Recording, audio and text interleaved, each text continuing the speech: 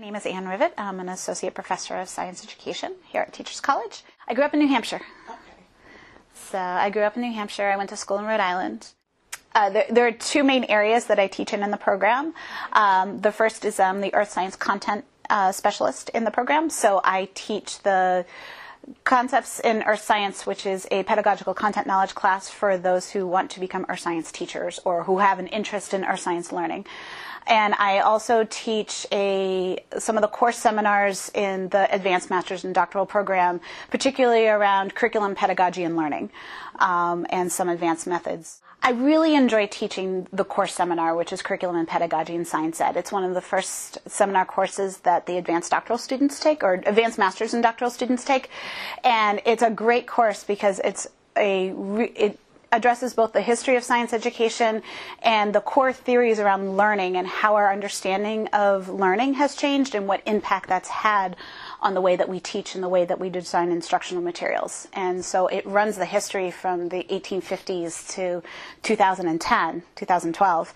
And it does, it's a seminar, so it's very discussion based. The students all take turns leading class.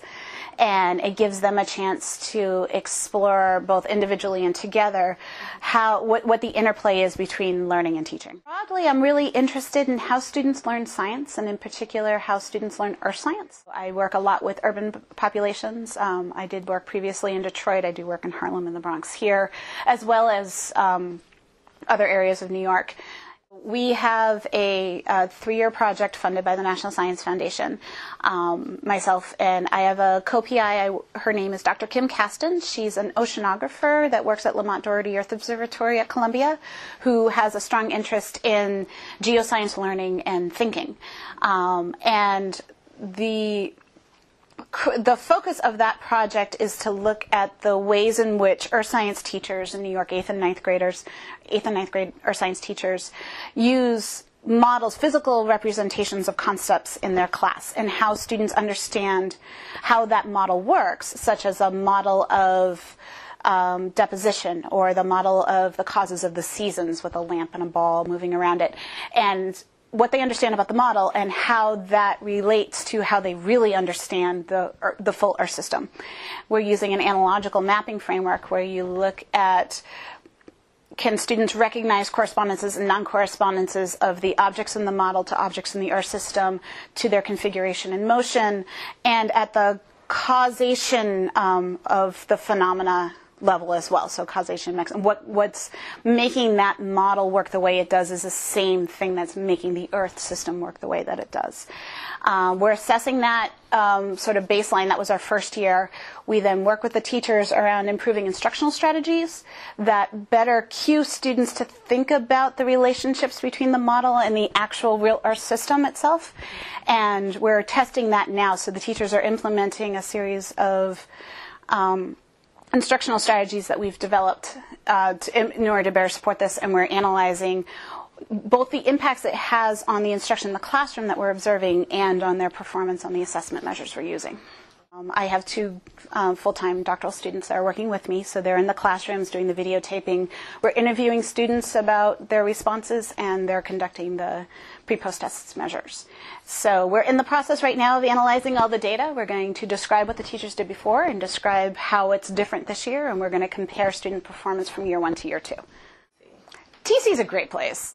I'm constantly amazed at the opportunities that I have and that students have coming here, and being able to work at both an institution like Teachers College and all of its history and all of its prestige, and being in New York and surrounded by all the cultural institutions and all the newest ideas and the newest innovations, and everybody comes here to do new stuff.